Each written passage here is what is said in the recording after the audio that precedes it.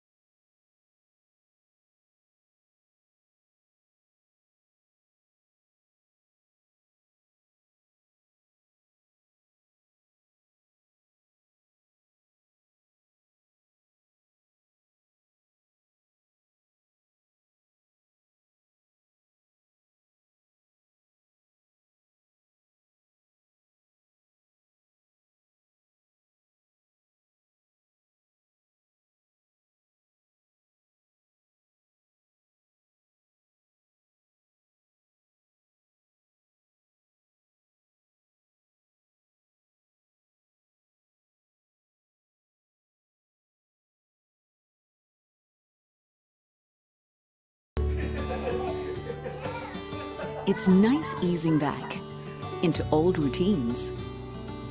Only now, with extra care.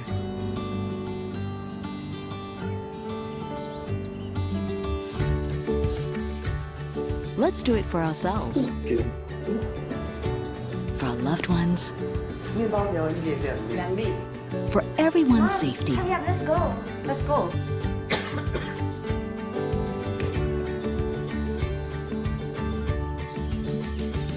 And staying safe starts at home.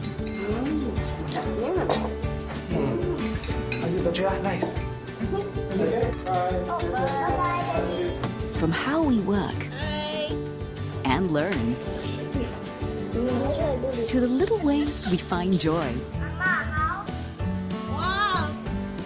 If you must head out, take extra care.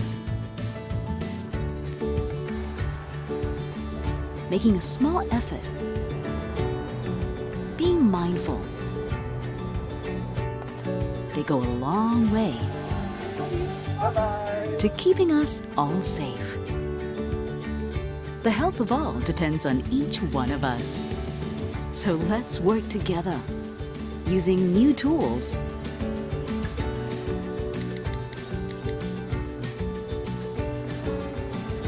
and keeping to our new habits to protect the people we love. At work, let's all be good team players. Hi, morning. How are you? Good. A little distance between us today will be good for us all tomorrow. A little care can protect the one thing that means the world to us. So let's do our part.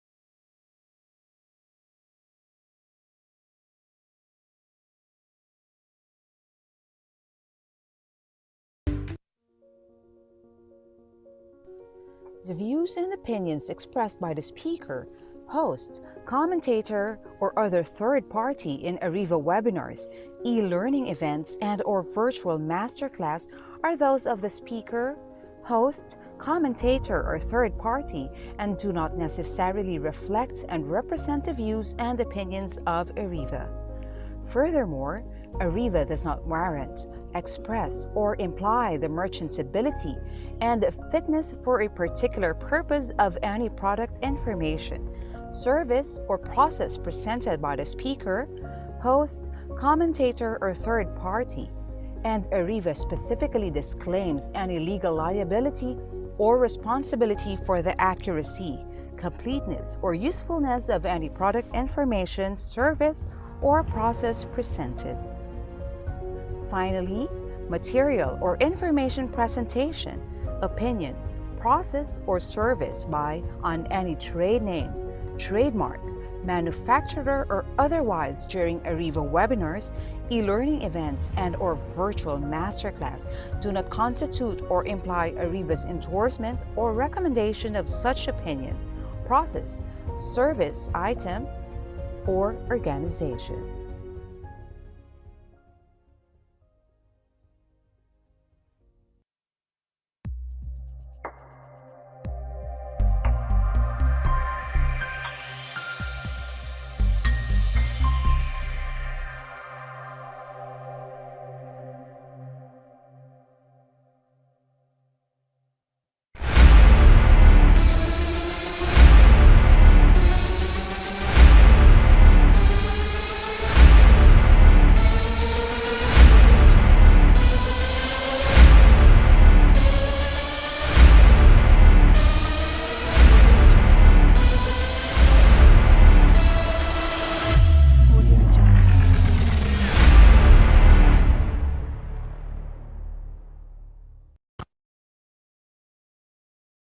Good afternoon, everyone. Welcome to ARIVA Academy's free live webinar with a very interesting topic this afternoon: how paralegals can make a difference in a practice. 10 tips and techniques every successful paralegal should know.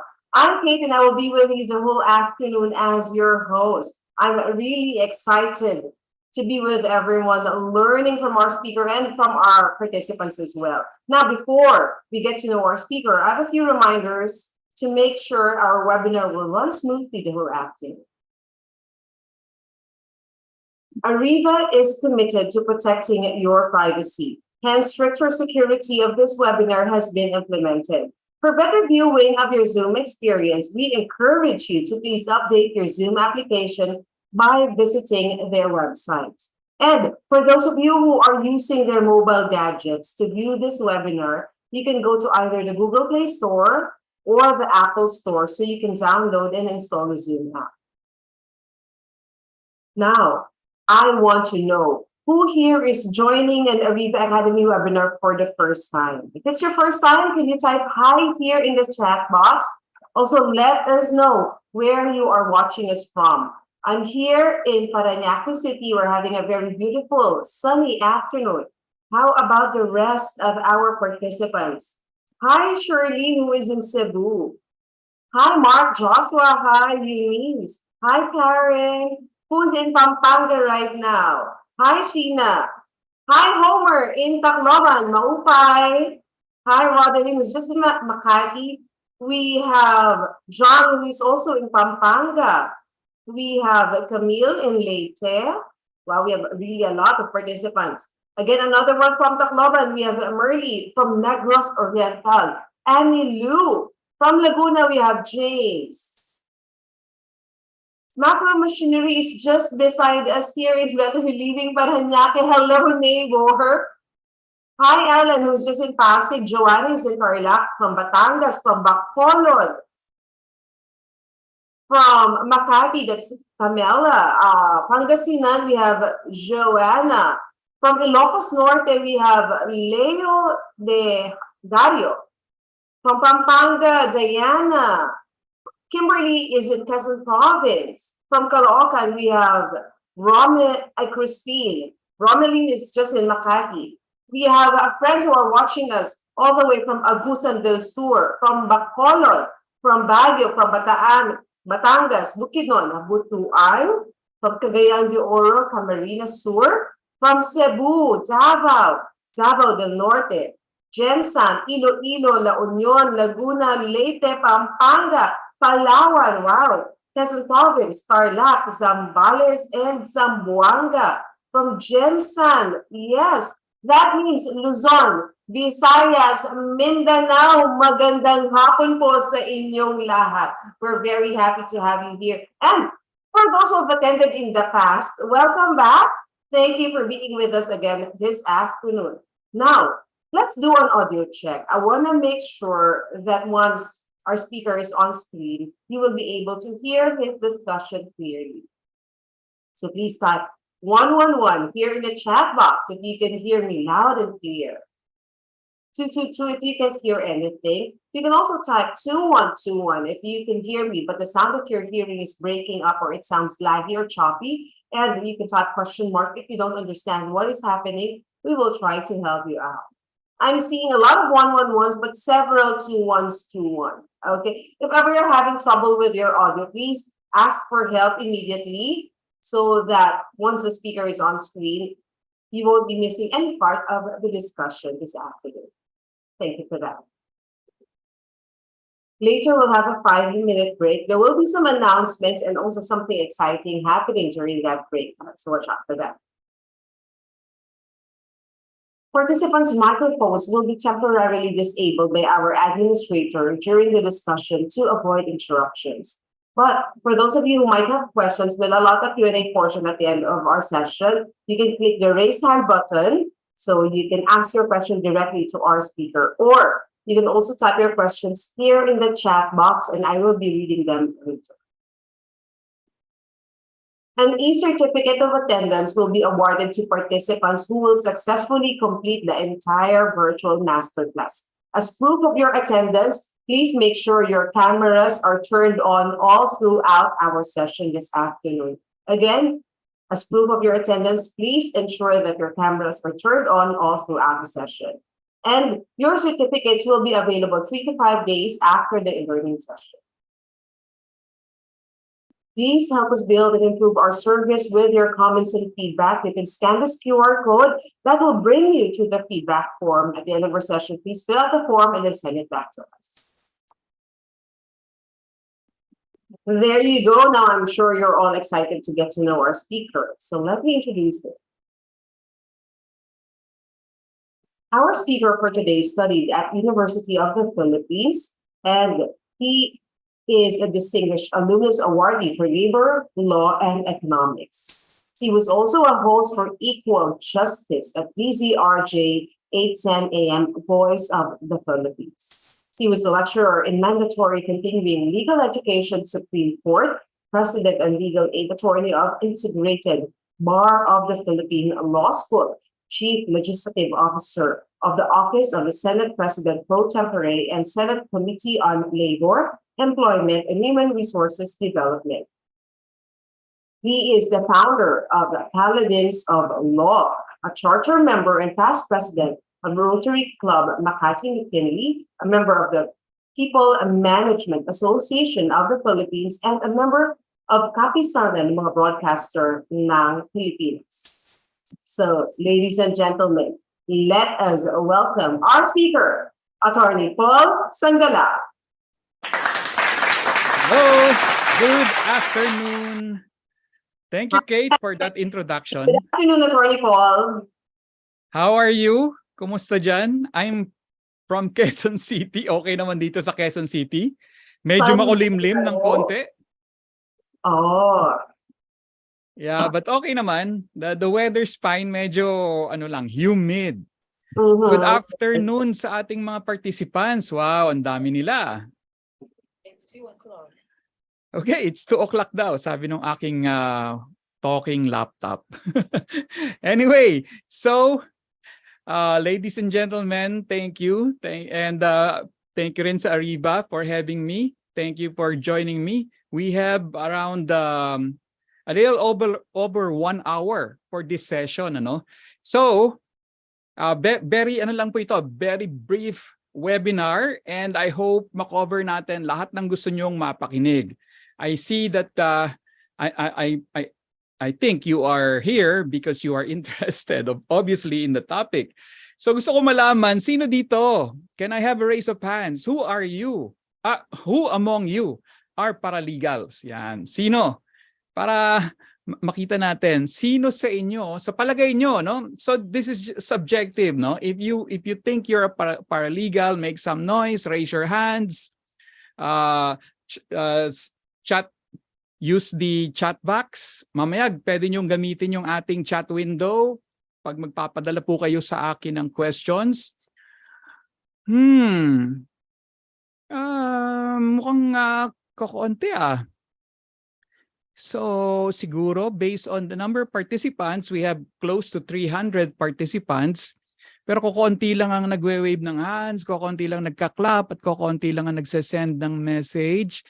Well, I suppose either most of you are shy or aspiring paralegal pa lang. Yan. Pwede nating makonsider kayo na aspiring paralegal. So allow me to share my slides para po we can start already kasi medyo ano po tayo. Baka kulangin tayo sa oras. Ayan. Thank you for raising your hands. Ayan. Salamat. Thank you for the greetings also. By the way, hindi po ako paralegal. I'm an attorney. That's why ang aking topic dito is about paralegals from the point of view of a lawyer. No? Kasi there might be a separate resource speaker who is really a paralegal, meaning pag sinabi nyo kasing paralegal, hindi siya lawyer eh. No? So pag lawyer na kayo, hindi na kayo tatawagin paralegal. You're already an attorney. Now, but I have worked with a lot of paralegals. Yun po ang masasabi ko sa inyo. And that's why I can give you a perspective, tips, and techniques on how to be a successful paralegal. Kasi may mga kilala po tayong successful paralegal.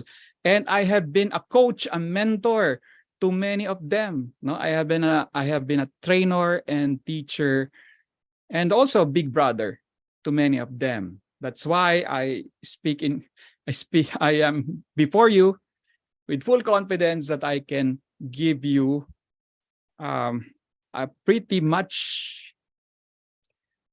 ideas kung ano po ang inyong kailangan. Now, let's start. Ano nga ba ang paralegal? No? There are so many definitions. You can even Google this para malaman natin what's the definition of paralegal. But let's start, no? Kita niyo yung picture diyan sa taas. Sino sa inyo ang nanonood, ang fans ng Suits? No, sino? No, this is a very successful, long-running, several season na show. And now kung do sa mga hindi nakaka-relate no sa Suits, no. So makikita natin there are two guys there. One of them is a lawyer and one of them is a paralegal. Obviously naman kung sino ang paralegal.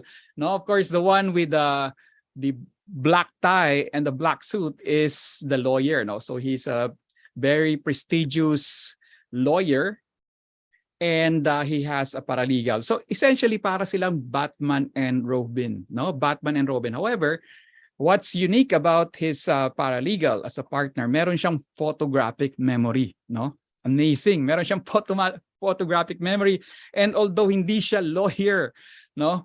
Nare-remember niya basta mabasa niya ang isang law book, let's say the civil code, the labor code, the revised penal code, and yung mga makakapal pa, mga corporation code, mabasa lang niya, no? He can remember. And he can even recite, no, verbatim from memory. So that's basically the story centered on these two guys. Okay, so paralegal is like Batman and Robin. So sino ba ang paralegal sa Batman and Robin team? Obviously naman si Robin, no, ang paralegal. So what's a paralegal? Member of a legal team. Now, kailangan bang laging may lawyer sa legal team? Not necessarily, no? They can just have a lawyer as a consultant, an external lawyer. There can be a legal team there are only paralegals, no? Hindi naman kailangan lawyer. Although most legal teams are led by a lawyer, no? But even though there's a paralegal team that is not led or managed or supervised by a lawyer, surely, no, a wise paralegal team would get for themselves as a resource person, a lawyer. No? So, and obviously, sabi ko na kanina, paralegals are not lawyer. However, ito po, they have extensive knowledge of law and legal matters. And because of that, they can support a lawyer. They can support, no? So they are basically support lawyers. So anong mga usual tandem na nakikita natin or pairs? Like the doctor and the nurse, no? So if the doctor is the lawyer, the nurse is the paralegal, no? So they support, like nurses, they support the doctor. So of course, yung mga nurses, meron silang unique services, may nursing services sila na pinoprovide. Meron, katulad ng nurses, meron ding unique paralegal services that paralegals can provide, no? But of course, yung lawyer, license kasi ang lawyer, meron siyang specialized service separate from the paralegal. And there are many paralegals who are specialists, no? So may generalist, may specialist na paralegal. Now, let's draw the boundaries, no? Parameters. Kasi meron po tayong tinatawag na practice of law.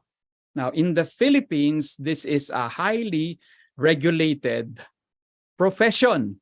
And just, if I'm not mistaken, yesterday, no, nag-oath taking yung mga nakapasa ng recent bar exam, including one of our associates in our law firm. So congratulations to her, Attorney Panyera, no? At nag-oath taking na siya yesterday. So it's a highly regulated profession, no?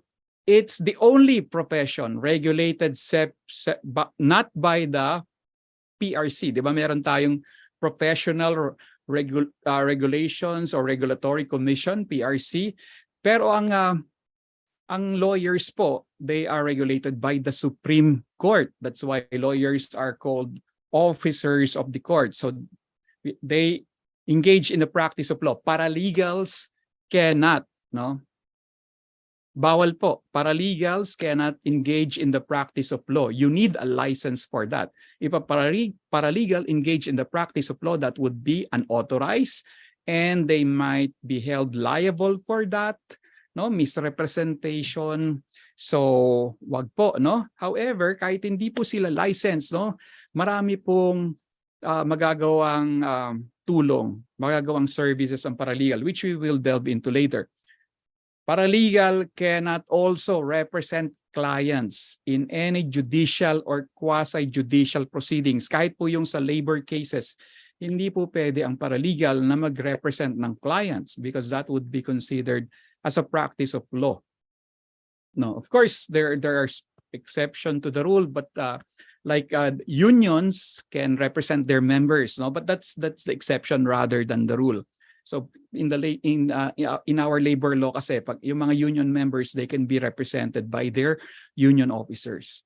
No, but sa general rule, bawal po, no? Hindi pwedeng magkaroon ng similar to a lawyer-client relationship ang mga paralegal.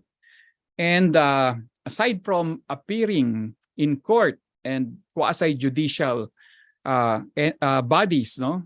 Paralegals cannot provide legal advice. That would be an unauthorized practice of law. Legal advice can only be given by licensed professionals, by a licensed lawyer. It's like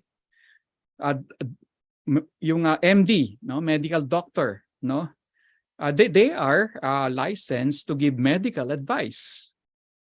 However, paralegal, sabi ko nga earlier, they have extensive knowledge of law, may legal knowledge sila. They can also give their own personal opinion, but it should not be considered as a practice of law, not in a professional manner, similar to lawyers who have a license. Paralegals cannot also provide other legal services. Now, this is a gray area. Dito na po tayo nagkakaroon ng gray area. What is quote-unquote other legal services? Kasi there are certain legal services that some quarters say this is a practice of law already and should not be delved into by a paralegal without the supervision of a lawyer. But there are a wide service like halimbawa magpapa-register ka ng company, no? Business or company registration. Is that a practice of law? So it's being done by consultants, by business consultants, by accountants. So would you consider that as a practice of law? Registering a business or a company with the SEC, with the DTI, practice of law ba yun? So that's debatable. Some yung mga traditionalists say it's a practice of law, but many accountants are doing it. Many business consultants are doing it. So paralegals can engage in certain services. But there are services that obviously kailangan po ang knowledge and expertise of a lawyer. Number 5, occupying certain positions or jobs. Ano po itong mga to? Like in the government, judges and justices of the courts. No? In the Constitution, there are several positions that are required to be occupied by a lawyer. No, in government, in the civil service, meron yang qualifications na dapat lawyer po ang may hawak niyan. Now, in the private sector, ganun rin. Depende po sa job qualification. Kung kailangan po nila a lawyer with a license, syempre, hindi pwede ang paralegal dyan. And then there are other activities reserved for lawyers like being member of the Integrated Bar of the Philippines. That's the mandatory association of all lawyers in the Philippines. Hindi po pwede ang paralegal doon. So there are certain reserved activities that paralegal cannot get into even though mas magaling pa sila sometimes sa ibang lawyer in their area of expertise. How about notary public? Now, notary public hindi if you will look into the rules, no, may times no that the Supreme Court or the lower court are authorized to appoint non-lawyers as notary publics. Ito po yung mga far-flung places na walang lawyer na kailangan may magno-notarize. Nagkakaroon po ng special appointment sa mga certain law graduates who are qualified with integrity at binibigyan sila ng commission as a notary public. But as a general rule po, in most places where there are lawyers lang po ang ina-appoint na notary public. Okay, let's move on. So, ano ngayon ang ginagawa ng paralegal? After saying kung ano yung mga hindi pwedeng gawin ng isang paralegal, saan po natin maasahan ng mga paralegal? Number 1, no, as a lawyer, I rely on my paralegal oftentimes for legal research. Legal research, no? That's why paralegal must know the law. And that's the reason why most paralegals are law graduates or law students, no? Legal research. Second is evidence gathering. Now, sa evidence gathering, hindi mo kailangan law graduate or a law student, no? Evidence gathering. You just have to have some training, no? Just a training, a comprehensive training on the rules on evidence, and you can also already assist in gathering evidence. Now, paralegals can also act as agents or attorney in fact. Minsan, I authorize my paralegal to represent me or to represent the law firm or to assist our clients, no, by way of a special power of attorney or an authorization letter. However, itong representation na ito, it should not be mistaken as representation in a manner of legal representation as a lawyer, no? So we just have to be clear with that, no? Drafting legal documents. Actually, hindi lang paralegal ang pwedeng gumawa nito. Kahit computer, artificial intelligence has been drafting legal documents, no? Paggawa kayo kay ChatGPT ng legal documents. Ang galing niyang gumawa ng mga demand letter, no? So try artificial intelligence. So you don't really need the license to draft legal documents. Paralegals can do this, especially pag may mga templates na at may mga books and samples. And a paralegal with experience can draft contracts, affidavits, and other legal documents. Dito po makakatulong ng malaki ang mga paralegal, no? Insofar as my experience as a lawyer. Case management, project management. This subject, case management and project management, hindi po to covered ng law school.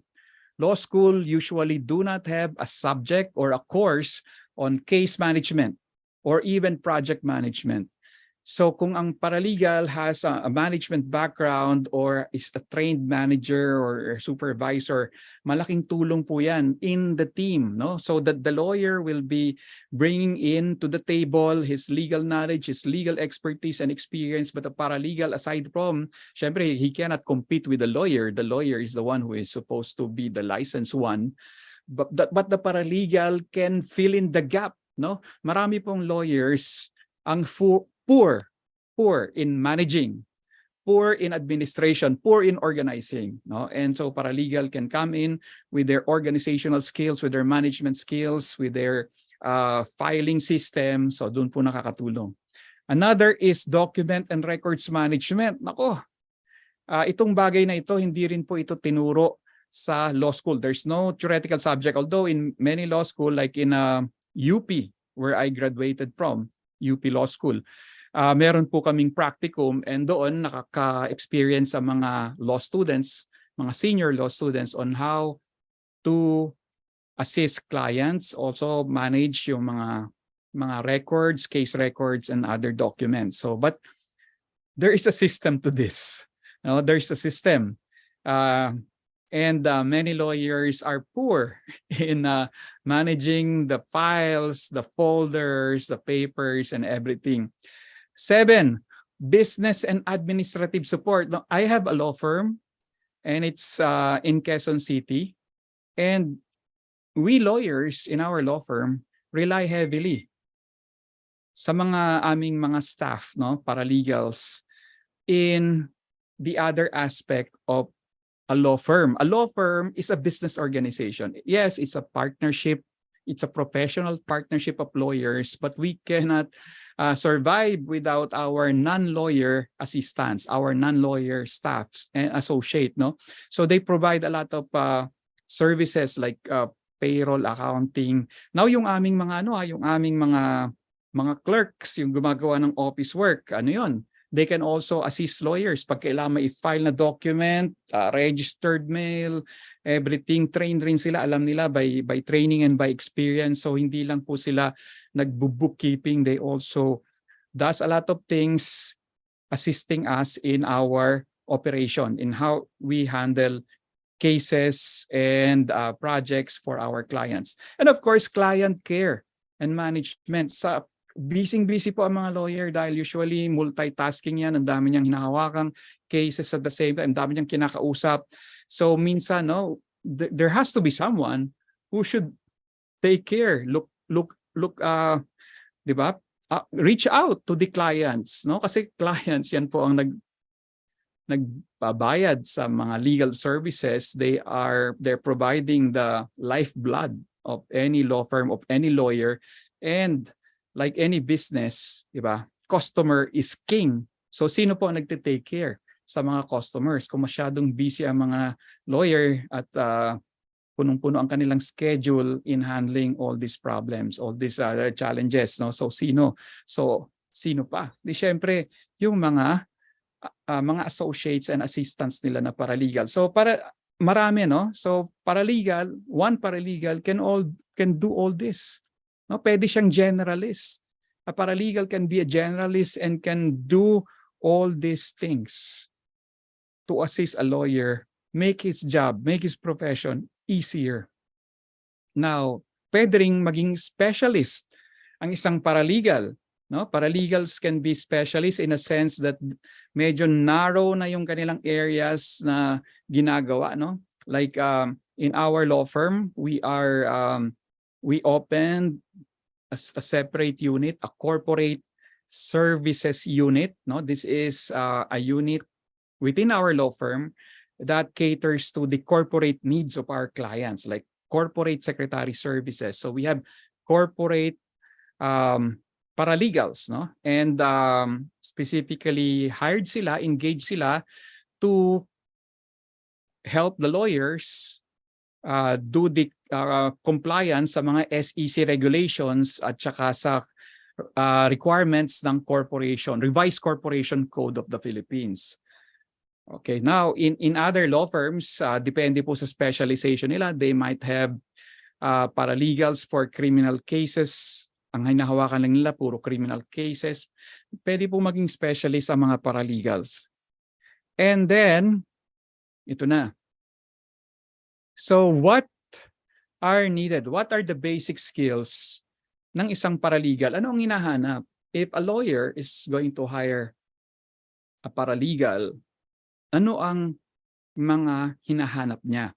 Ano ang mga skills, KSA, no? Knowledge, skills, and abilities na hinahanap ng isang lawyer who is planning to hire a paralegal, or kahit hindi lawyer, let's say a legal department. Ano ang gusto nila na makita sa isang candidate, no?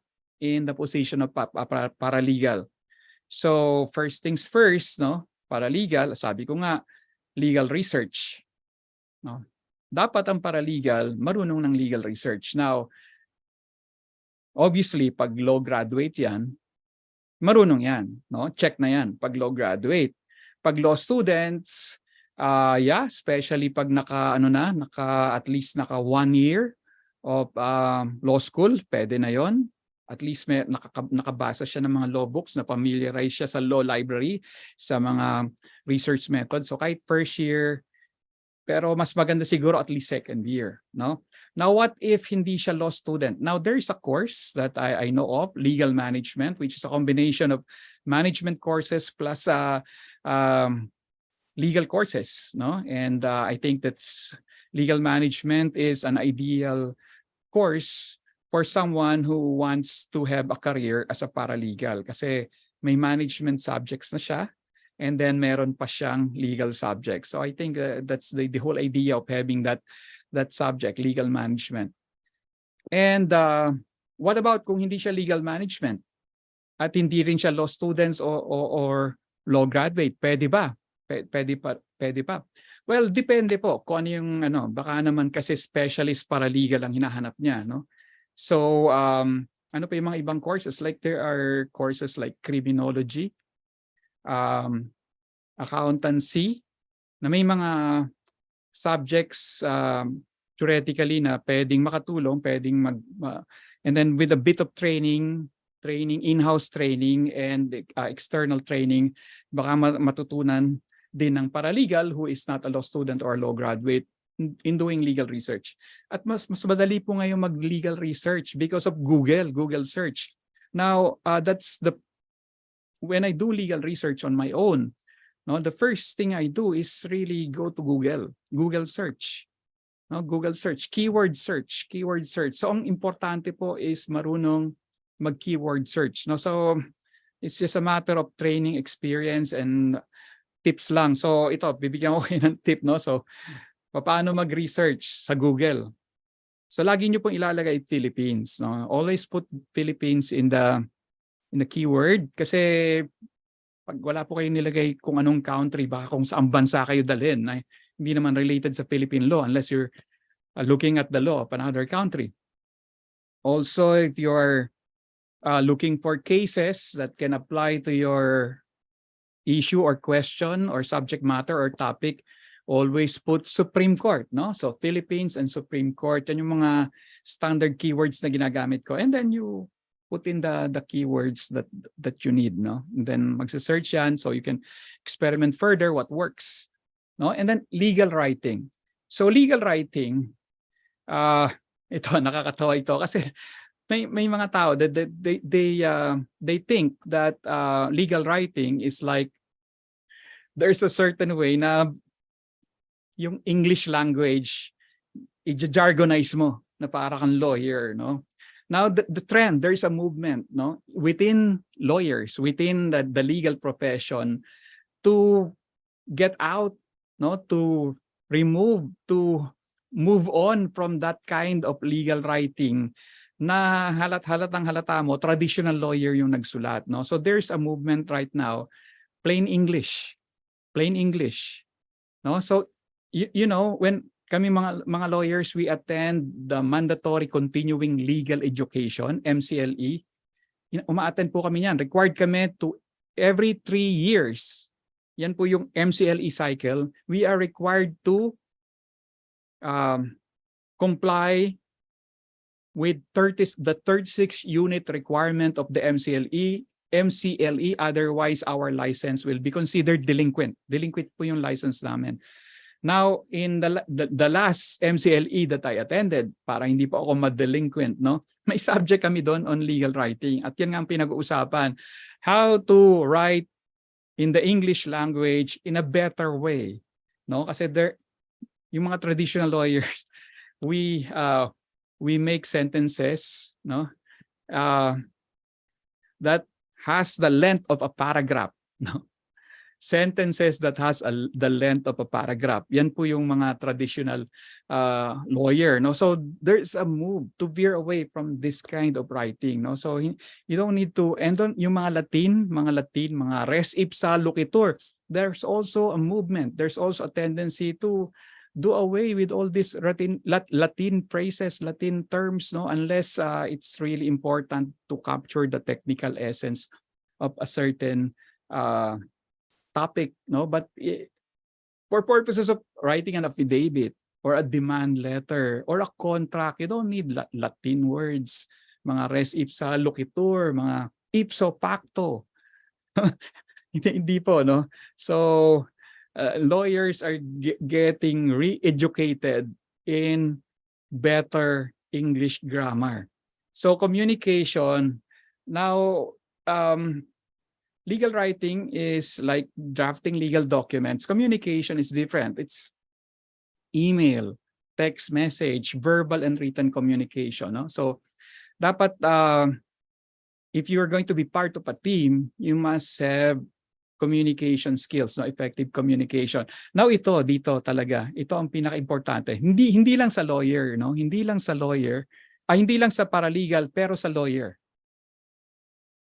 Hindi lang sa paralegal pero sa lawyer, meticulous to details, no? Particular attention sa detail. No, lalo na sa legal document, no? Sa mga pleading, sa mga motions, sa mga affidavit, no? Yung mga wrong spelling, mga wrong grammar, mga kahit sabihin mong typographical or clerical error, means it reflects on the quality or competence of a lawyer kung bali-baliktad, kung mali-mali ang kanyang grammar or kanyang spelling. No, doon pa lang sa spelling, sa grammar, meticulous to details, no? And of course, pag sinabi yung meticulous to detail, importante rin yung dates. Now ito, no, because of technology, uso yung copy-paste. So we copy-paste to make our jobs easier. We copy-paste, we use templates, we use samples.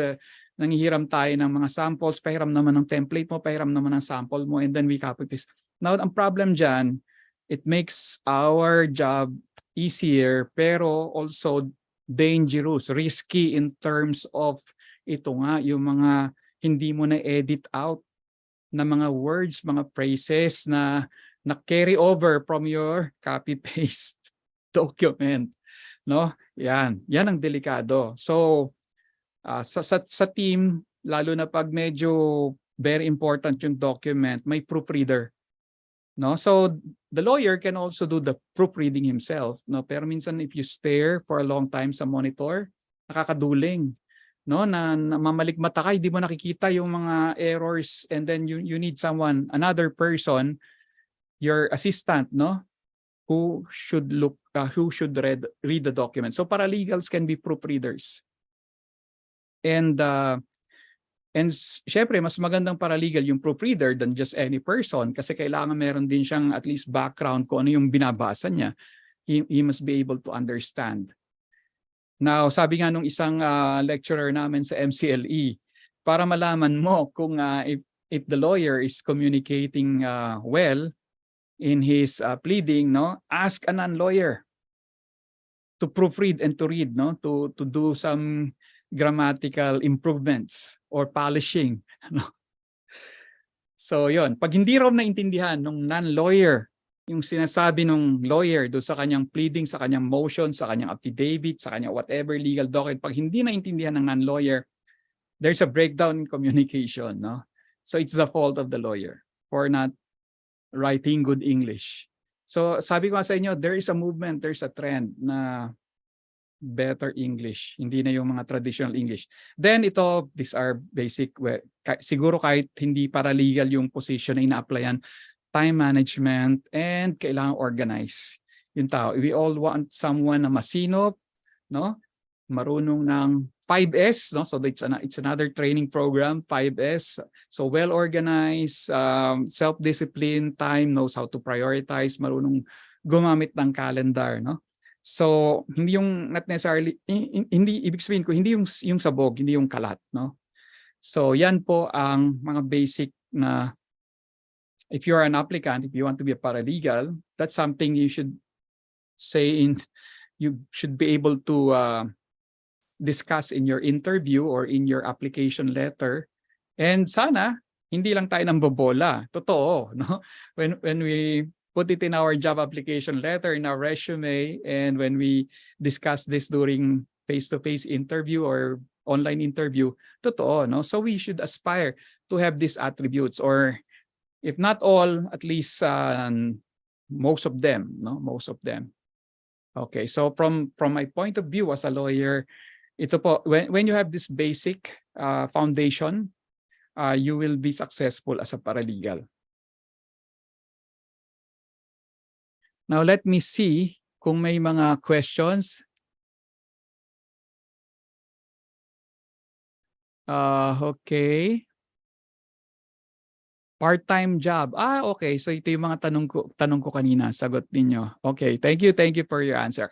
Pag may question po kayo, so you can send it dito sa ating online chat. We will have a break at around 2:45 for a certain announcement, and meron tayong games kasi ganitong oras, di ba, nakakaantok. Okay, so let's move on. Ito na yung pinaka-meat ng ating discussion, and I would appreciate kung may mga questions kayo if you need clarifications po, no, dun sa atin. These are the 10 tips and techniques, no? So this slide shows the 10 tips and techniques. So you're already hired as a paralegal.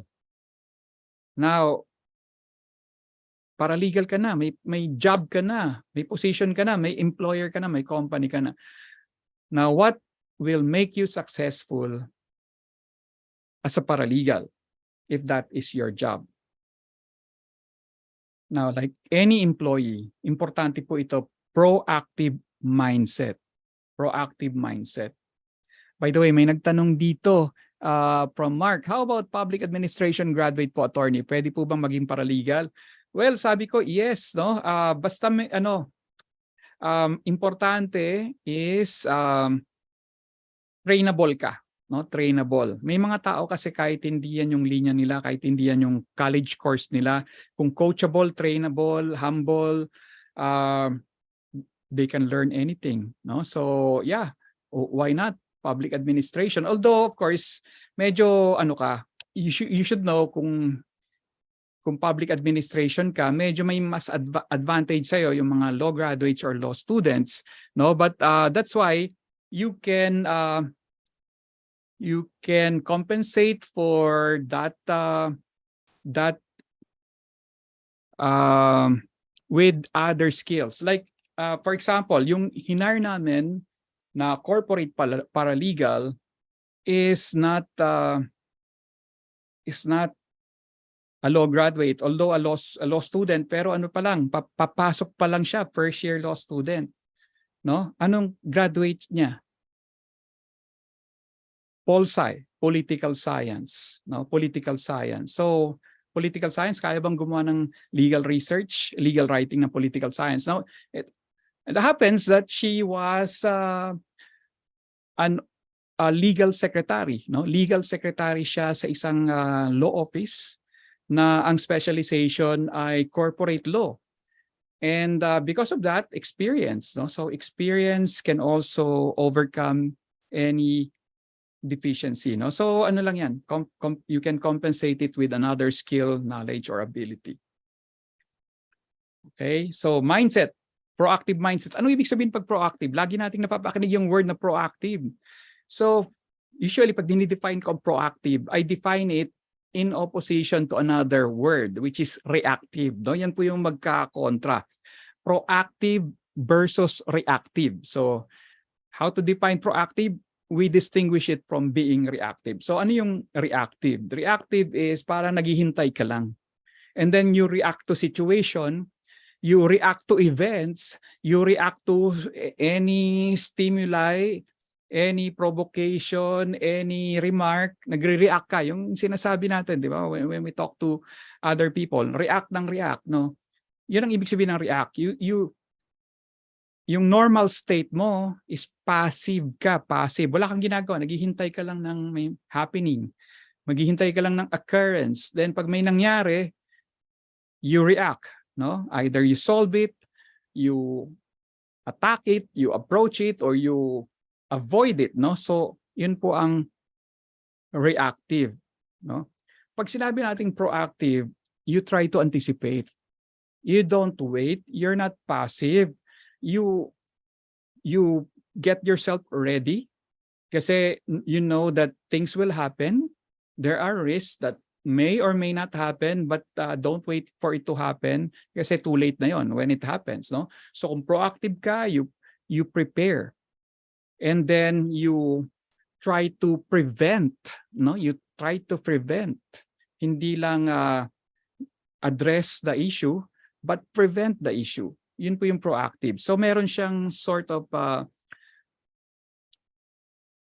proactive, or meron siyang parang ina-anticipate niya in essence, no? Now when you have a proactive mindset, that's a very, very strong foundation. Kahit anong position, kahit anong job, whether you're a lawyer, paralegal, accountant, secretary, messenger, kahit ano pong job, engineer, doctor, proactive mindset will bring you to success one day. Kasi foundation po yan, no? Because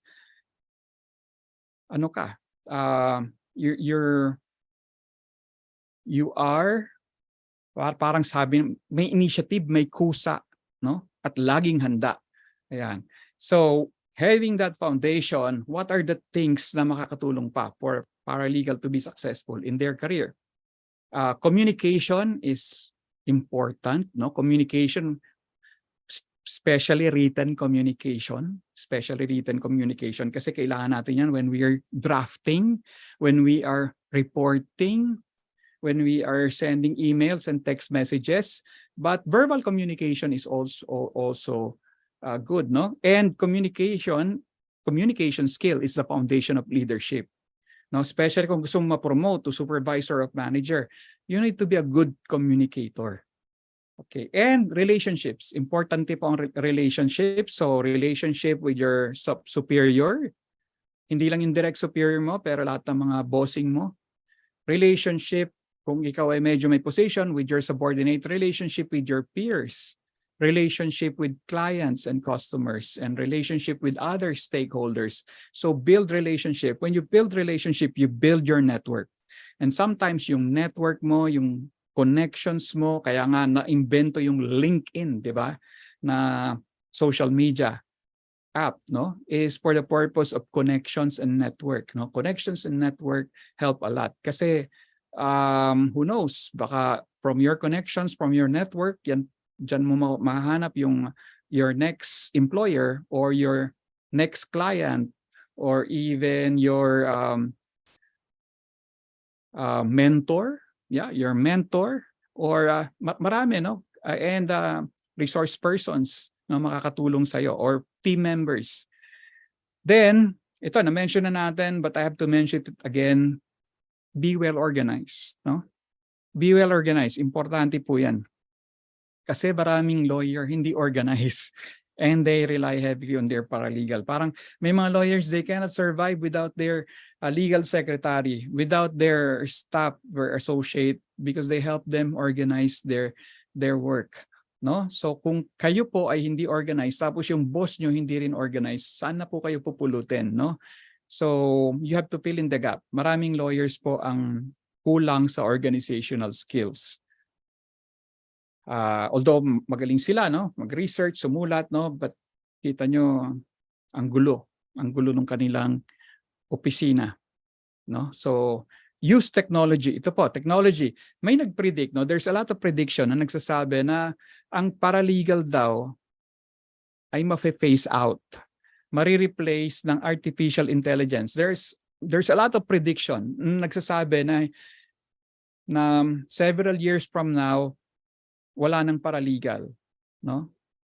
Especially in the United States, no? Kasi in the United States, paralegal is really an established profession. Dito sa Philippines, hindi eh. Hindi po established dito sa Philippines ang paralegal. Parang dito, ang paralegal, parang legal. Yan po ang ibig sabihin ng paralegal dito. Parang legal. Hindi legal. Parang legal lang. O yung mga tigalakad, tiga-facilitate, yan po ang nababrand nating paralegal. Pero in the United States, paralegal are like nurses, no? You will find them in law firms, side by side with lawyers, and they are well respected members of the legal team. So use technology. So itong sinaprediction nila na mawawipe out daw, mawawala daw ang paralegal kasi andyan na si ChatGPT. Andyan na yung mga apps na downloadable forms, fill in the blanks, anyone can do it, any lawyer can do it, they don't need an assistant anymore. Hindi po totoo yun. I don't believe that.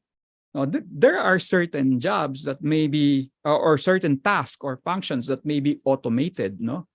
Yung the simple copy-paste, no? Copy-paste. No, automation yun eh, yung copy-paste. No? So there will be certain things that may be automated, like legal research might be easier, faster, legal writing and documentation because of technology nga. But instead of being afraid of technology, use technology to your advantage. And when your job has been automated na, now there are other areas to go into, like yung being the business partner of the lawyer, being the manager of the law firm. No, lawyers are terrible managers. Yan masasabi ko sa iyo. Self-confession of a lawyer. Lawyers are terrible supervisors. Lawyers are terrible managers. Why? Because we are not trained. Hindi po kami trained. Unless siguro magte-take kami ng management course, mag-MBA kami. No, but most lawyers walang managerial training, walang supervisory training. No, we are poor at planning, we're poor at staffing, we're poor at organizing, and we are even poor in leading. So yeah. Now ito, attention, deadlines. No, so dapat may calendar. Katulong mo yung lawyer, no? Kasi sa dami ng kinakausap niya, sa dami ng hinaharap niya, sa dami ng sinusulat niya. Ang lawyer po minsan, karamihan sa mga lawyer na kilala ko, pag may sinusulat yan, pag may nire-research siya, no? Ano yan? Inkomunikado. Hindi mo yan makakausap, hindi mo yan marireach. Sa cellphone, sa text, sa email, no? Parang, anong nangyari kay attorney? Parang naglaho sa mundo. Why? Kasi nandun siya, no? Yung napaka-focus and concentrated siya sa ginagawa niya and ayaw niyang ma-disturb. Ayaw niyang ma-disturb. Minsan hindi yan papasok sa office, maghahanap yan ng kung saan magtatago yan para lang matapos niya yung kanyang mga ginagawang legal work kasi kailangan talagang focus siya doon. And yung distractions will make his work inefficient. So gusto niya magtatago yan. So habang nagtatago yung inyong boss, yung superior nyo, dahil may ginagawa siyang, let's say, very important pleading, let's say meron siyang isasubmit na petition sa Supreme Court and kailangan niya mag-research and lahat ng focus and energy niya andun. Sino ang kumakausap sa mga clients? Sino ang sasagot sa mga emails and everything, no? So, sino ang mag-aasikaso? May iba pang deadlines, may ibang clients. So, siyempre, lahat ng kliyente, they think they are the most important client of any lawyer. Lahat yan, all clients thinks they're the most important client. So, ano yan, minsan sabay-sabay yung deadline. Paano pag sabay-sabay ang deadline? Yan, so kailangan may calendar management, schedule management, deadline management. So attention, and the paralegal can really assist a lawyer in di ba? Dito sa filling in the vacuum. No, so ayan. So and yan. And then what are the 4 other things? Continuous professional development. So ito yung technology, huwag tayong matakot sa AI, sa mga robots, sa mga software na lumalabas.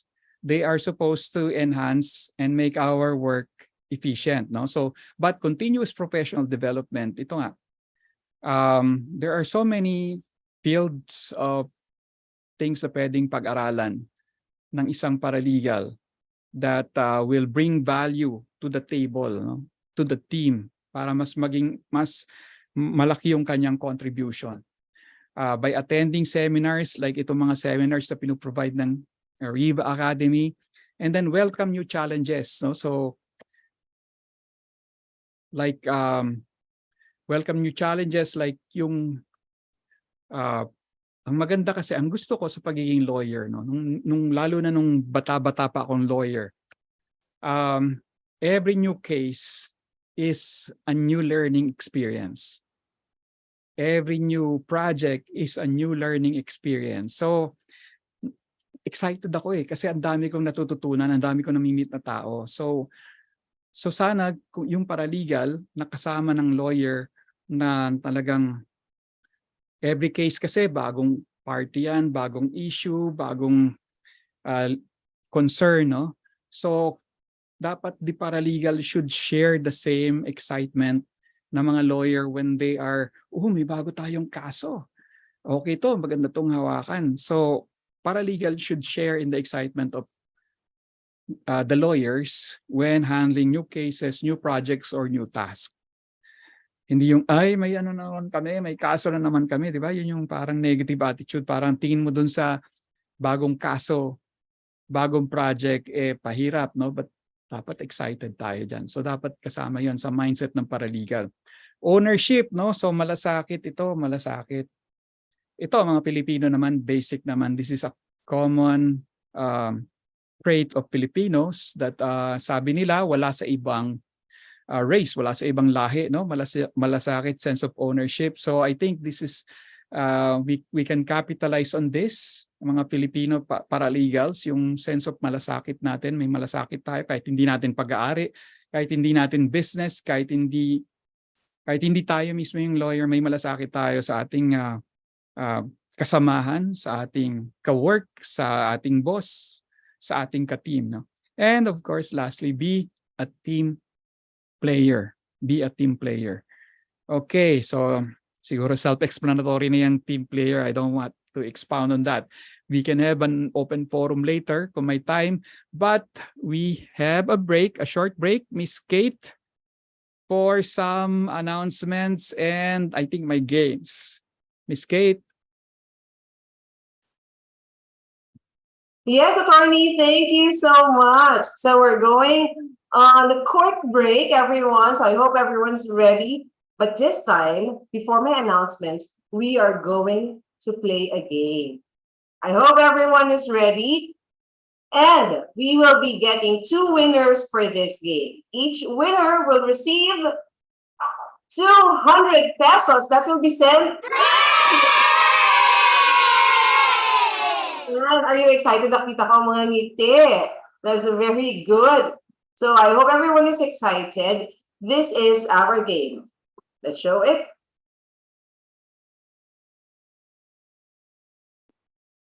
There, it's called Virtual Bring Me Game. I'm sure you're all familiar with Bring Me. Nakapaglaro na kayo nitong game na to at least once. So this is what we have to do.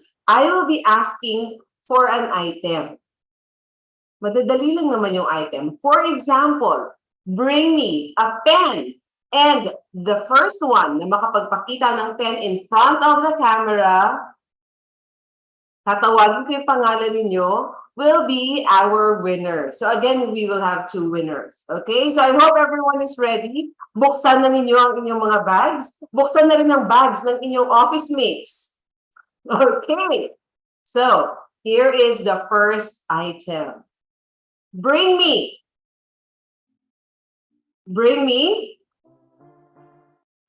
a printed family photo. Printed family photo. Kailangan naka-print. Hindi pwedeng digital. Kailangan naka-print. We have Darlene. Darlene Ansing. Congratulations, Darlene. Si Darling, this is what you have to do, okay? Send your GCash account number to ARIVA Academy Philippines here in the chat box, okay? Look for ARIVA Academy Philippines.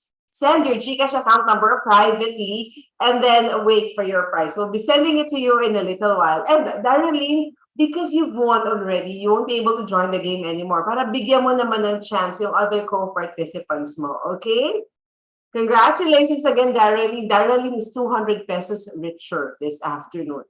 Okay, ready na ba ang iba? Ready na ba kayo? Sabi ko, buksan na mga bags. Here is the next item. Bring me a wall clock. Bring me a wall clock. Sinong mabilis? Bring me a wall clock, a wall clock. Asan na sila? Asan na sila? Homer! Congratulations! Ang bilis ni Homer! Makatabi niya lang yata ang wall clock. Congratulations, Homer! You will receive a 200... Ibalik mo na yan sa inyong wall. Baka mapagalitan ka sa office. Congratulations. Homer, this is what you have to do. Send your GCash account number to ARIVA Academy Philippines here in the chat box, okay? And then wait for our prize. Ayan. So si Darlene at si Homer mukhang may manlilibre mamayang hapon sa kanilang mga offices. Congratulations to our winners. I move on to my other announcements.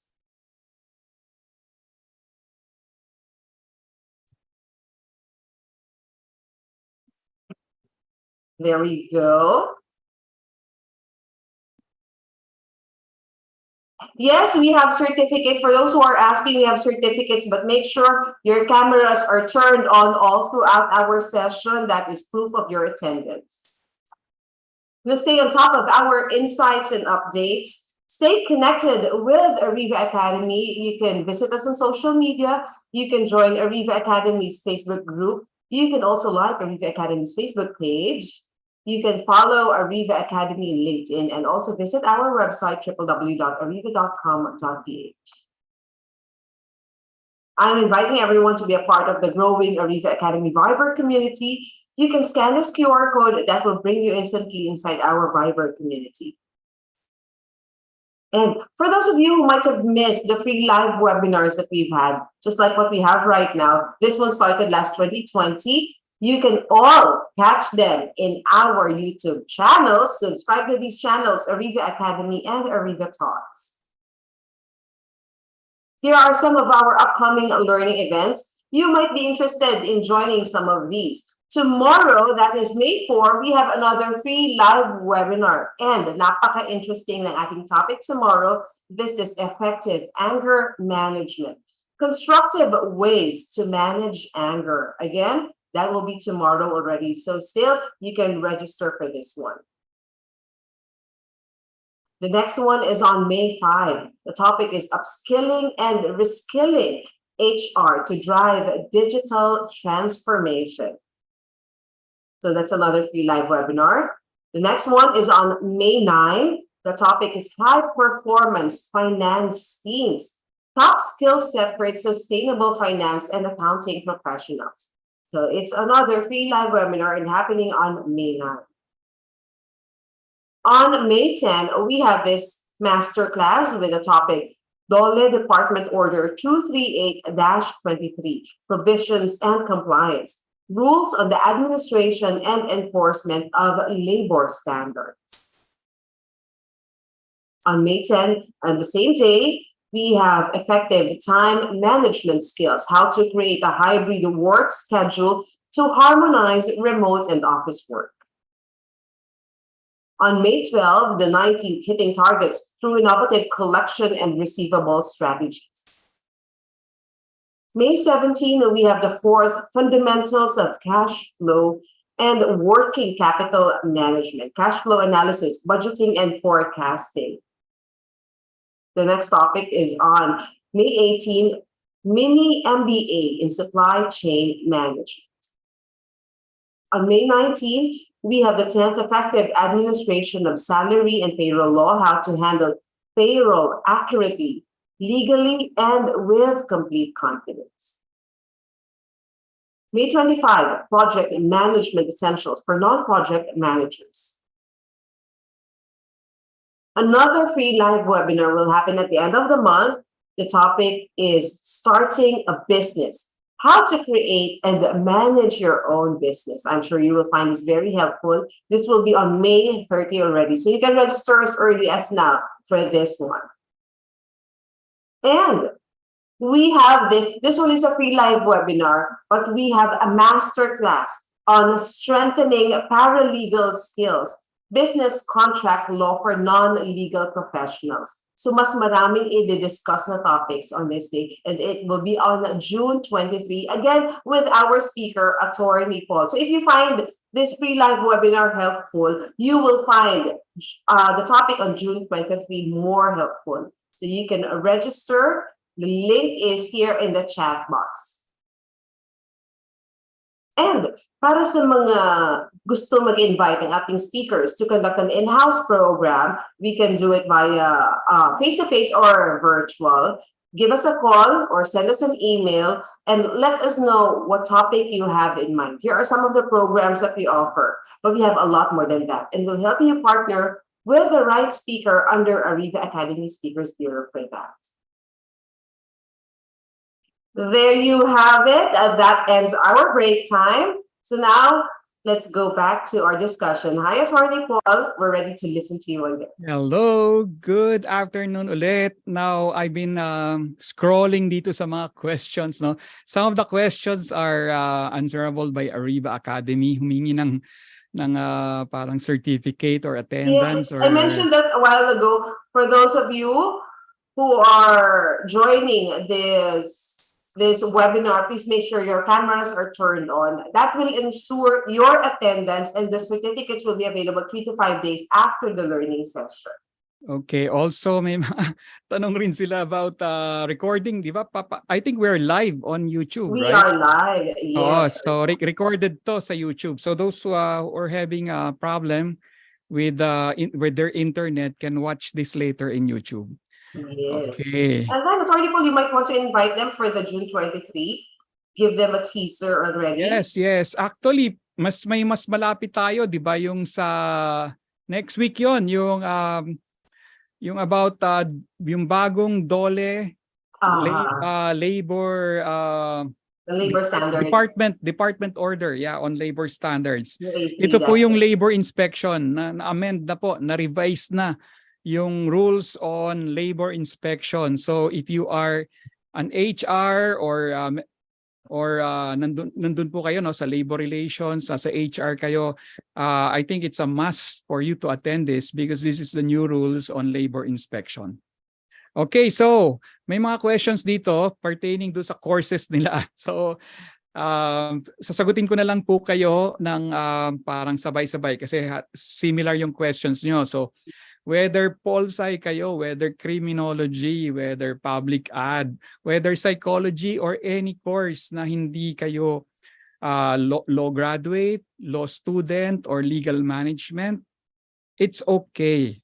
Pwede po kayong maging paralegal. Nasa ano po yan? Nasa interest, nasa intent, nasa focus, if this is what you really want, and especially kung meron kayong future dream to becoming a lawyer, wala pong balakid yan. Hindi po balakid yung inyong undergraduate course. As I mentioned, yung advantage lang ng siguro nung legal management, law student, or law graduate, meron silang initial advantage kasi hindi naman natin, we cannot deny that they have subjects that are law related, no? Civil code, obligations and contracts, no, corporations code. So may mga subjects sila about that. Kayo walang subject. Ako nga nung nag-aral nga ako ng law, ang aking undergraduate is economics, BS economics from UPLB. No? So ano lang yan, no? So parang ano lang kayo, when you get hired, if you are lucky or fortunate to get hired as a paralegal, it's just a matter of undergoing a training, no? reading, no? Magbasa po tayo. Maraming tao hindi na ngayon nagbabasa ng libro. So it's just reading and familiarization with the legal jargon, legal terminology, and if you can find a good mentor, ang importante po dyan, bukod doon sa inyong desire, is hahanap po kayo ng company, ng organization, or ng boss, no? Ng boss na magaling na mentor, yung medyo may patience, may tiyaga, na tutulungan kayo, lalong-lalo na kung hindi kayo law student or law graduate, no? Yung may tiyaga sa inyo na naintindihan yung inyong kumbaga handicap, may handicap kayo, no? And kung talagang desidido kayo, wala pong imposible, no? Kayang-kaya yan. Like I mentioned nga, yung corporate paralegal associate that we hired is a pol sci incoming law student. Hindi pa nga siya law student, incoming pa lang, but may experience siya. So that can work, no? Experience. Yung mga paralegal sa office namin, yung pinaka-senior namin paralegal, hindi nga law student eh. Pero ang dami niyang alam. Yung maraming paralegal na natututunan nila yung knowledge nila through experience. Now, if you're young at kulang kayo sa experience, katulad nung paralegal namin, yung pinaka-senior paralegal namin sa office, talagang ang dami niyang experience. Pero hindi siya law student, hindi siya law graduate, hindi siya naging law student, but in terms of experience, siya yung pinaka-experience sa amin. So kino-compensate niya through experience. Pero kung wala kayong experience, compensate niyo by being trainable, mentorable, di ba, teachable, and humble, to admit that you need to learn. Okay, so some of the other questions here. Why does some paralegal, from Donna, being treated as court messengers or compliance liaisons? Do you think there's a misconception in this position here in the Philippines? Yes. Sabi ko nga kanina, di ba? Sa Philippines, unlike in the United States, where paralegal is respected and talaga namang tinitingalang profession, meron talagang mga sa United States, meron talagang mga career talaga. Paralegal is a career in the US. But in the Philippines, unfortunately, hindi. Ang dito nga, ang treatment sa kanila, parang legal, no? Parang legal. Kasi nga wala tayong there is no course, there's no college degree on paralegal, and it's not one of the regulated profession. Now, okay lang naman yan kahit hindi yan regulated ng PRC. Pero wala rin tayong certifying body, no? Wala tayong certifying body. Pero ito, may bibigay ako sa inyong tip. If you are really interested in becoming a paralegal, ito, kung kayo ay hindi kayo legal management graduate, kung hindi kayo law student, ito, I'll give you a tip, no? The UP Law Center, the University of the Philippines Law Center, has this very comprehensive paralegal training course, paralegal certification training course. So i-google nyo lang UP Law Center paralegal course, no? And ang alam ko pila ang diyan ang nag-a-apply diyan, no? Kasi when they started this, words get around and and they've been having several batches. I think may alumni association na nga sila dito eh. So if you're interested and medyo kayo, parang hindi kayo confident, no, to apply for a job, magandang magandang credential that you have a certificate of completion from the UP Law Center Paralegal Training Course. Okay. Pero hindi lang yan 1 day, hindi lang yan 2 days, no? It's a mini course, no? It's several weeks yan. Mahaba yan, no? So mahaba na course yan. Hindi lang yan attend kayo ng 1 day, 2 days, or mahaba po yung course na yan. So just check it out, i-google nyo.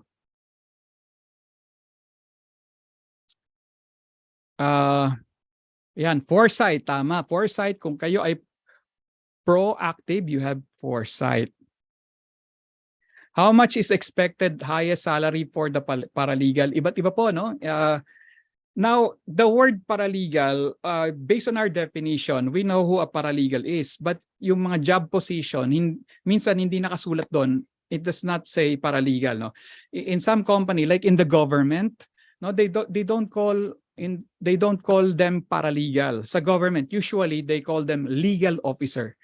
No, legal officers are the paralegal of the government. Yan yung job title sa government, no? Hindi kailangan lawyer ang legal officer. But they don't use the quote-unquote paralegal. Sa government kasi, pag lawyer, attorney yan. Attorney 1, attorney 2, attorney 3.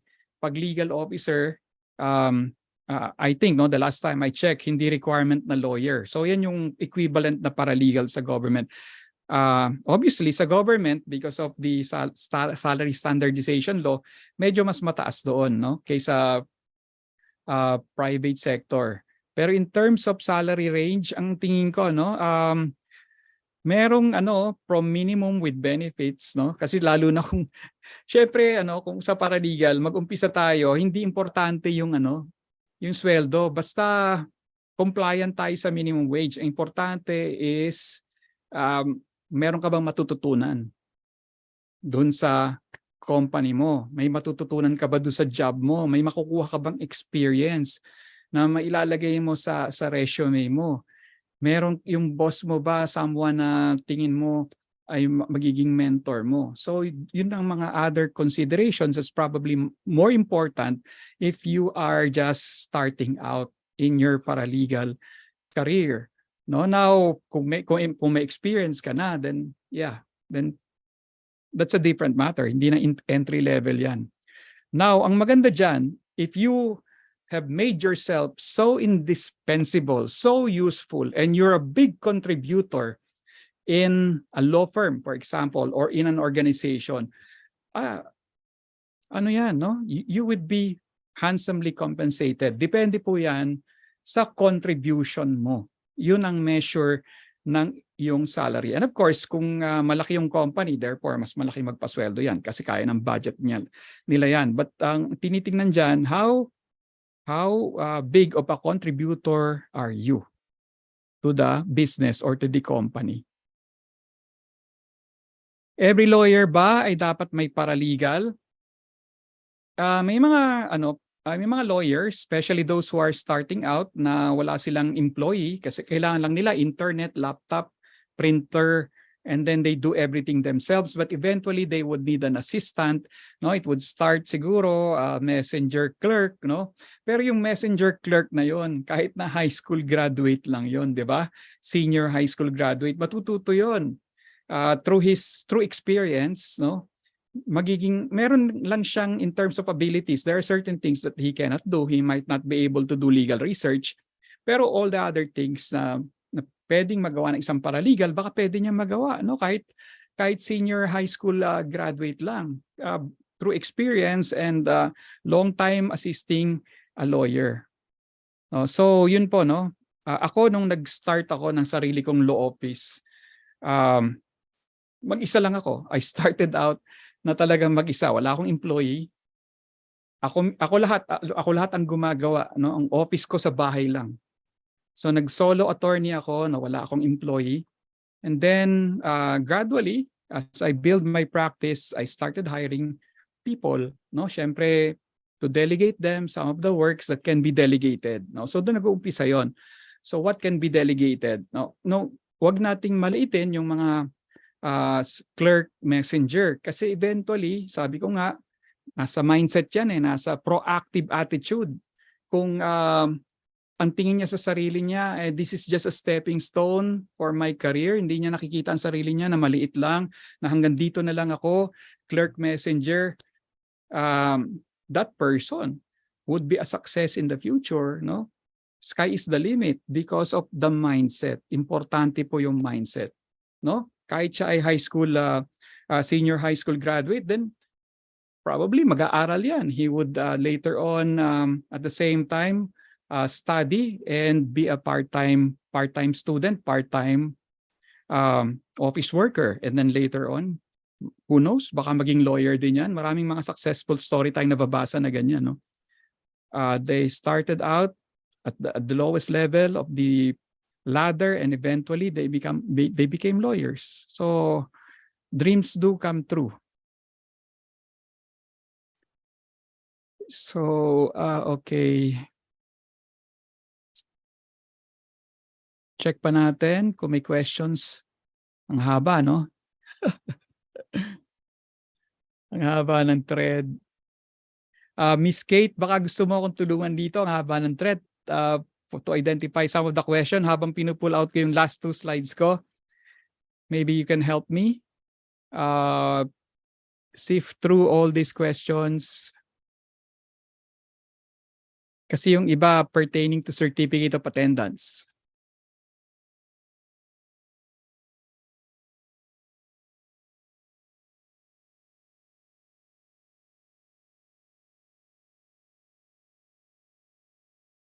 Okay, meron ba mga successful paralegal ito?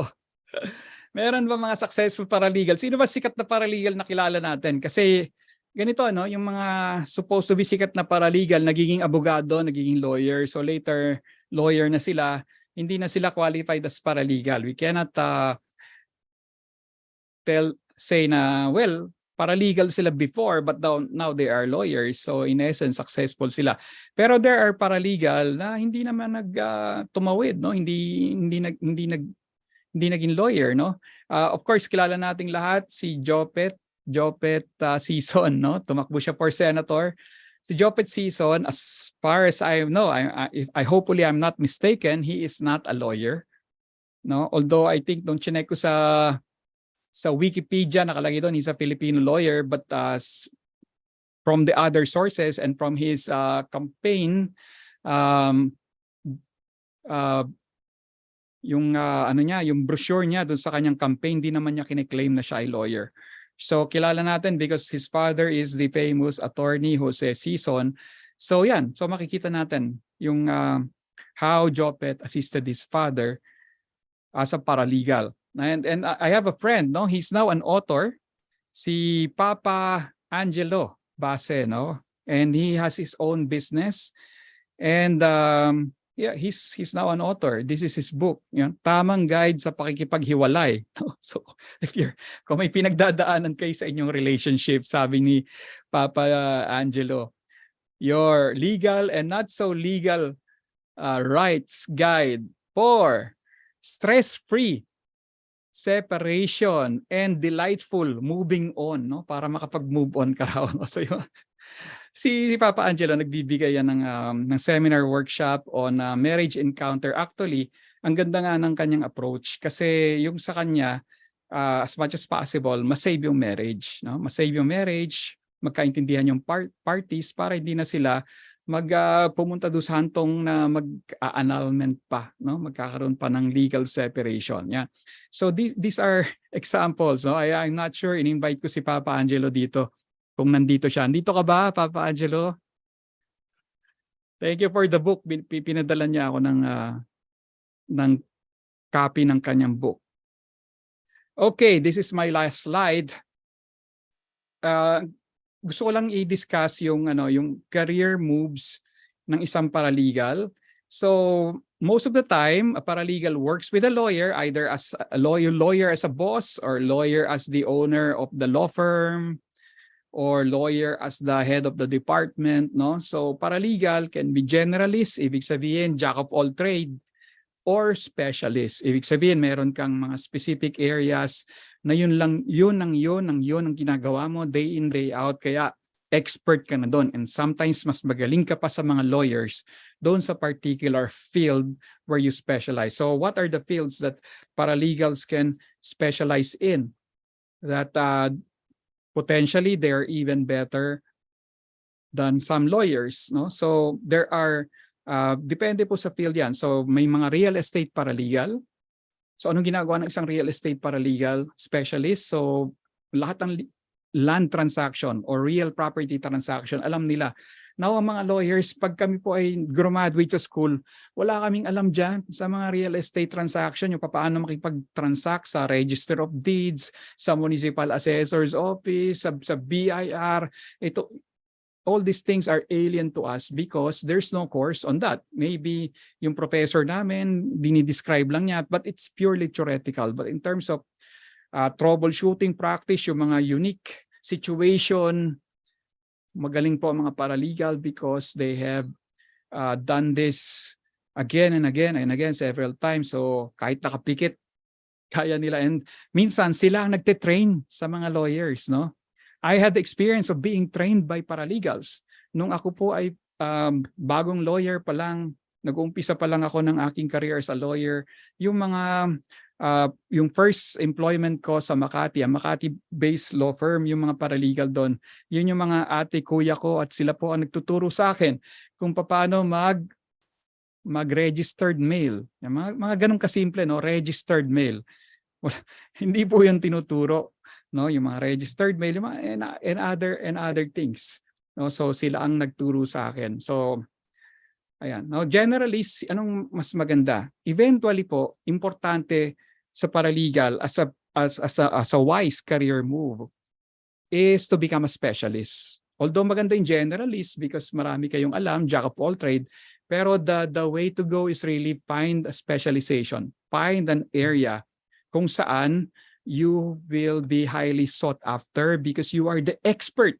You are the expert in that area.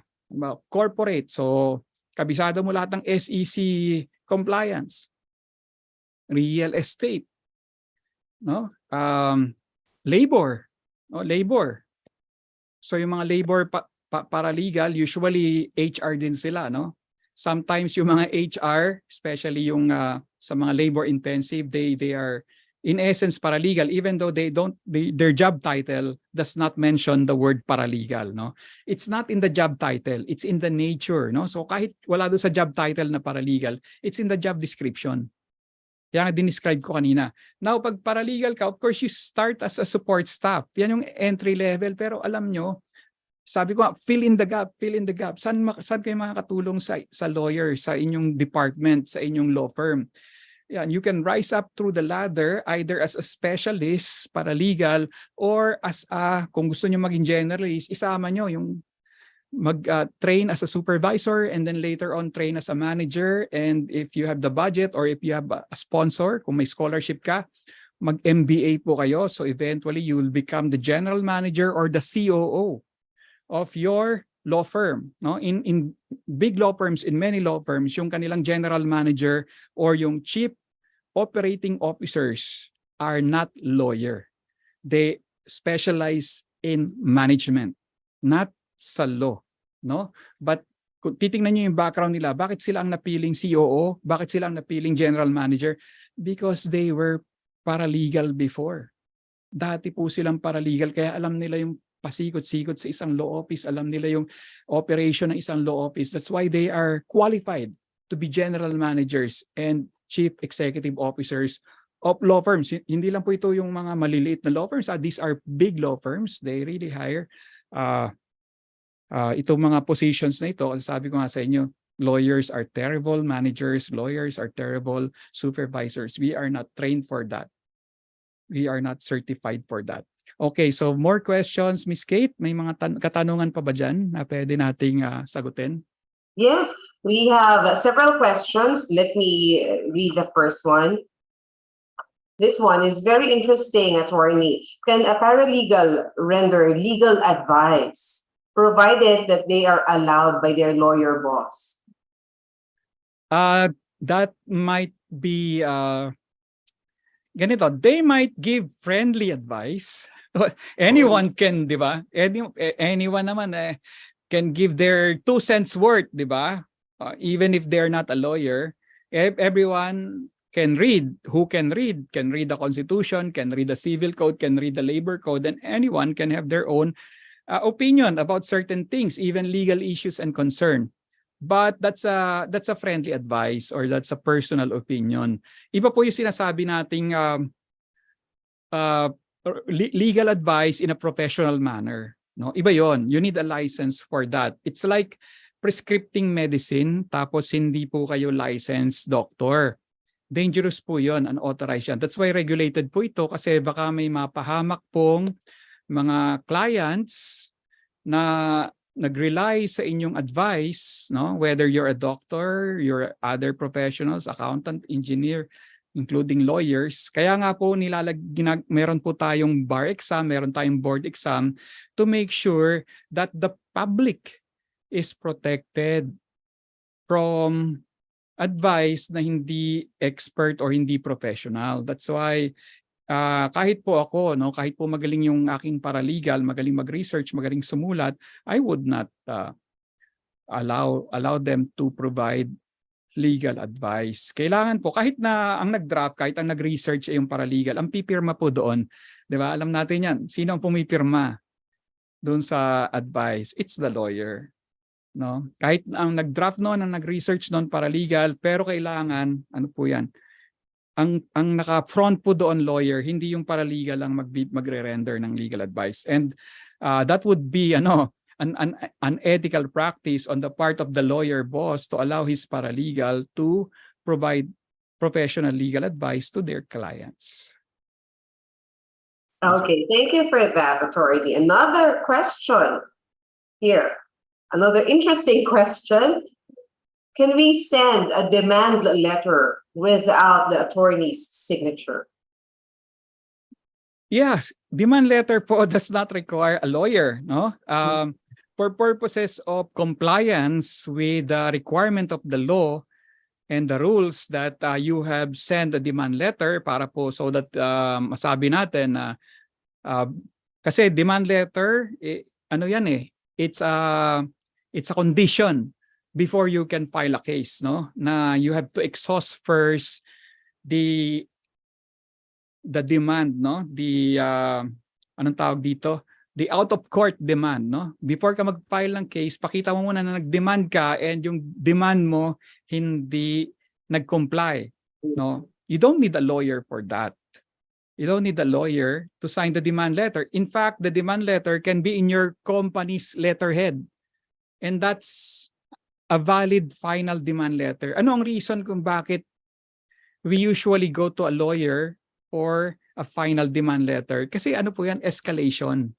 Escalation, no? Kasi talagang pag nag-litigation na po kayo diyan, ano na yan it's a bridge of no return unless magkakasettle kayo. It's an additional expense. So parang escalation of action. So, di ba? Friendly reminders muna, then collection memo, then email, then physical mail, then talagang hand-carried mail, then ganyan po yan, may progression. So that's part of the Now, pag lawyer na ang nagpumirma, letterhead niya, law firm, lawyer ang it's more serious. Ibig sabihin, ang message na pinapadala do sa demand letter na yon, isang step na lang, court na to. Kumbaga parang this is your last chance. Kasi kumuha na nga ako ng lawyer Ibig sabihin, naubusan na ako ng patience. So ito na yung last. So yun lang po yun. But actually, kahit po company demand letter yan, as long as you comply with all the requirements for the filing of the case, you don't need a lawyer to send the final demand letter. Pwede po yung company demand letter nyo, yun na ang gamitin. No? And that will be sufficient as evidence already. Okay, thank you for that. Another question. Can paralegals be promoted as legal managers? Yes, of course. Sabi ko nga, better nga silang legal manager sa mga lawyers. Although, may mga lawyers, yung mga managing partner, yung position na MP, managing partner, kailangan po talaga lawyer yon because in a law firm, ang pwede lang maging partner kasi professional partnership yan Ang pwede lang maging partner are lawyers, no? In a law firm, in a law partnership. Therefore, the position of managing partner is a position exclusive for lawyers. It's a reserved for lawyers. Hindi po pwedeng maging managing partner isang paralegal ng isang law firm. However, there are other positions. No? Aside from managing partner, we can have a general manager. We can have a COO. No? In big law firms, they have that. They have a managing partner who is a partner or owner of the law firm. Pero yung kanilang pinaka COO or general manager is a non-lawyer. Yan. And I really would suggest, no, kung kayo ay paralegal, so ano po yung mga nyo? What are the possible projections? Saan kayo pupunta? Now, many paralegals eventually become lawyers. So, hooray for them. In fact, yung mga paralegals ko halos lahat ng paralegals ko who started out as law students, no? Lahat ng paralegals ko who started out as law students, I think 90% of them right now are lawyers. 90% of them are lawyers. And hindi lang lawyers, successful lawyers. Yung isang paralegal na hinire ko is now the general counsel, no? The chief legal of a publicly listed company, no? Listed company sa stock exchange, no? Bata siya sa akin pero wow, proud ako pag ang layo ng nararating ng mga nagiging paralegal ko. Yung isa sa paralegal ko is the chief legal officer of a province, no? Probinsya. Chief legal officer ng isang probinsya. Yung isa naman is the chief of staff ng isang vice governor. No, lahat yan, they started out as paralegal. But of course, they became lawyers later. But they started out humble, trainable, mentorable, and eventually successful. So, lawyer. So that's one track, no? You can aspire to be a lawyer. Now, if that's not your cup of tea, hindi naman kailangan maging lawyer eh. Hindi kailangan maging lawyer. Kaya nga sinabi ko sa kanina, si Jopet Season, si Papa Angelo, no, hindi naman sila naging lawyer but they are successful. So ano pwede nilang gawin? Two things, no? Number one, what they can do, specialize. Don't stay as a generalist, specialize. Be an expert. Or climb up the rank, no? Aspire to be the highest non-lawyer officer in your organization. If you're part of a law firm, alamin mo, ano po ba ang pinakamataas na pwedeng maabot ng isang non-lawyer dito sa law firm na ito? Ayan, tanong mo sa boss mo. Pwede ho ba siyang maging general manager or COO? Pag sinabi, oo, yun, no? Targetin mo na yun. No? If you want to stay long with that law firm, target to becoming that law firm's general manager or chief operations officer, COO. That's a good challenge for our participants, attorney. Thank you for that. Here's another one. This is a question. What are the sources that we can use so that we as paralegals can be abreast on the latest trends? What are the sources? Sources. Latest trends. No? So may mga marami, may mga podcasts eh. So kung sa paralegal, related naman yan. Kasi sa US, siguro, doon tayo mag-follow tayo sa US. Kasi doon sa US, yung paralegal talaga is an established profession in the United States. Dito sa Philippines, hindi pa eh. So, dito sa Philippines, I wouldn't really know. No? But in other countries, hanap tayo ng podcast, no?